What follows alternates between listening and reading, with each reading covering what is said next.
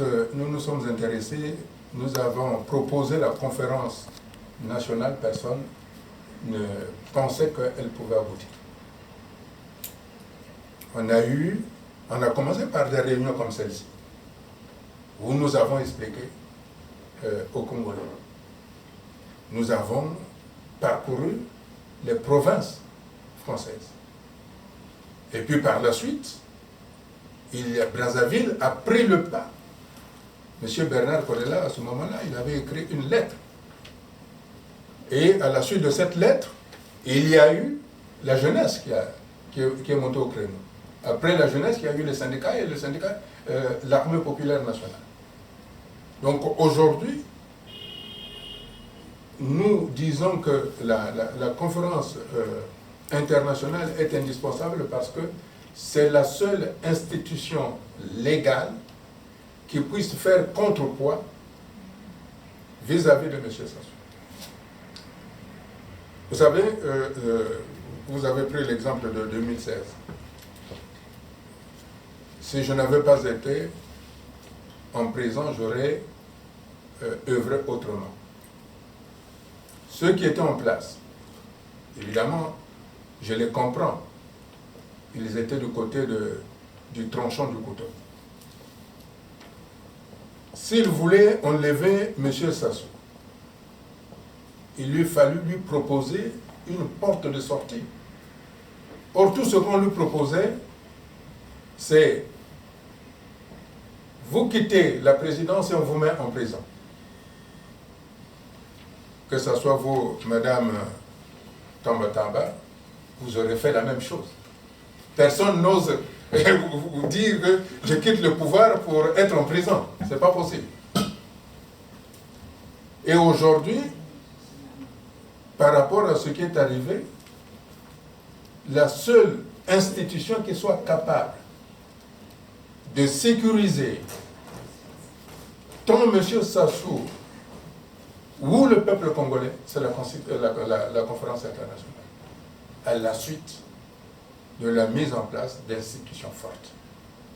Mais pour que ces institutions-là puissent être mises en place, il faut naturellement, comme vous le dites si bien, mobiliser tous les Congolais à cela. Et les Congolais, pour être mobilisés, c'est chacun de nous qui doit prendre cette responsabilité de dire que nous devons nous battre pour ça.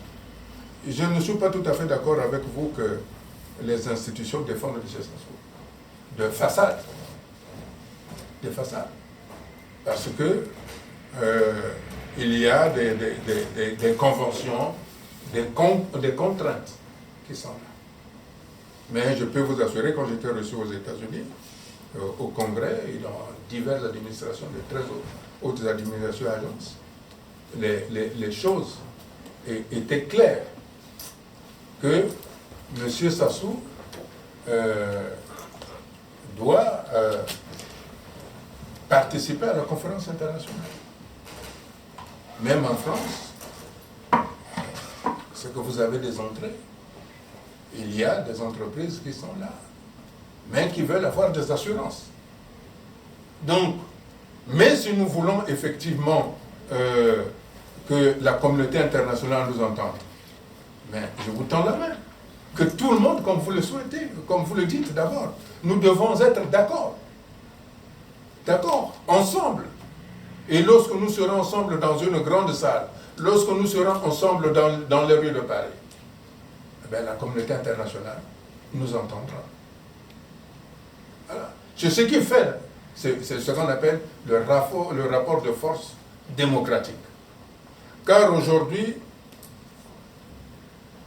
si aujourd'hui on change le Congo par un coup de force, je ne crains que celui qui va venir là ne fera pas sur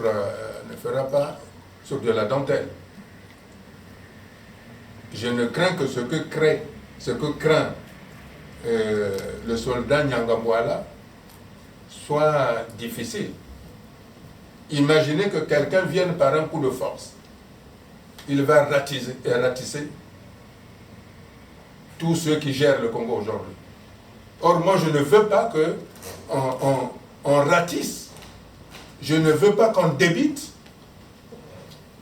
les gens du Nord qui sont là. Vous savez, vous et moi, ce qui s'est passé en 97. Hein? Donc, je suis d'accord avec vous. Vous dites que tous les Congolais doivent être ensemble. Mais alors, travaillons pour amener tous les Congolais.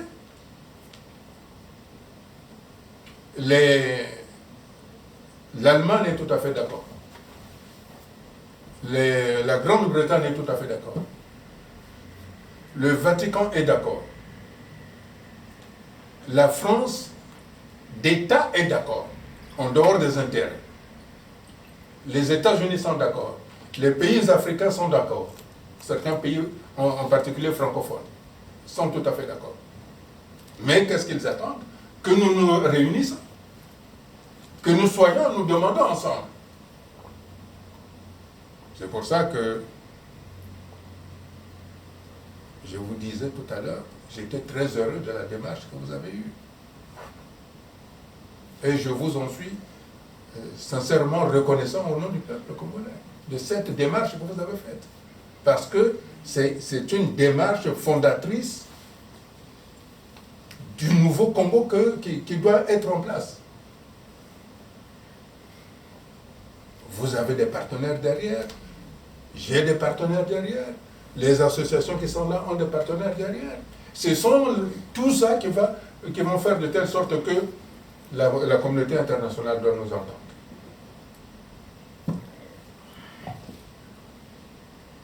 Monsieur le Président, voilà. Si je peux... Oui. Juste une précision en fait, pour faire un peu cadre si vous voulez. Donc, l'objet de notre travail ici, c'est de regarder si oui ou non conférence nationale ou conférence internationale. C'est la première question. Donc sur cette question, Madame Tambatamba, vous avez écouté Monsieur le Président. Si je pouvais vous poser une question, quel est votre point de vue? Alors, je me permets d'interrompre juste pour un dernier éclaircissement. Moi, j'aimerais bien savoir en quoi déplacer cette conférence qui finalement est un peu dans le... Finalement, c'est la même idée sous-jacente. Hein. On est là sur le principe de vouloir que les Congolais reprennent leur destin en main et qu'on arrive à remettre la démocratie en place au Congo-Brazzaville. Après, en ménageant peut-être quelques portes de sortie ou quelques intérêts de chacun. Mais quel va être le plus d'externaliser cette conférence nationale finalement? Parce que cette conférence internationale, si je l'ai bien compris, est une manière d'externaliser cette conférence nationale à l'étranger du Congo-Brazzaville. Est-ce que le fait de le mettre au Congo-Brazzaville, donc seconde conférence nationale souveraine, mais ça n'empêche pas, je veux dire, c'est une idée que je suis en train de lancer, est-ce que le fait de le mettre au Congo-Brazzaville n'est pas plus... pas pertinent, mais une image plus forte? Parce que, comme on le disait, les populations sont au Congo-Brazzaville. Les gens qui souffrent n'iront pas témoigner auprès des institutions internationales à l'étranger. Par contre, les institutions internationales seront présentes au Congo-Brazzaville, quelle que soit la conférence nationale souveraine. Ce qui a été le cas par le passé. Il y a des observateurs internationaux, les pays de l'étranger participent d'une manière ou d'une autre. Ils sont là, ils soutiennent. Donc, est-ce qu'il y a réellement une dichotomie, parce que j'entends l'un ou l'autre, est-ce qu'il y a réellement une scission entre les deux projets, en disant il faut que ça se passe à l'international ou il faut que ça se passe au Congo? Est-ce que ce n'est pas un projet commun déjà à la base? Et puis après avoir les opportunités, quoi. Non, mais moi je pense que la conférence nationale de seconde va avoir des limites. Ça fait lorsque nous avons eu la conférence nationale souveraine, la communauté internationale était là, mais n'avait pas donné de cahier de charge. L'avantage d'une conférence internationale, c'est que la communauté internationale donne un cahier de charge bien précis sur les engagements qui seront pris. C'est ça. Comme le cas de Marcoussi. Il y a eu un canevas sur lequel tout le monde doit rentrer. Or, avec la conférence nationale seconde, nous allons nous retrouver dans un terrain quadrillé par un parti qui est là de longue date et dont on connaît les pratiques. Il est à parier aujourd'hui que dès que vous rentrez, vous avez votre 4x4, votre mallette, ainsi de suite. Et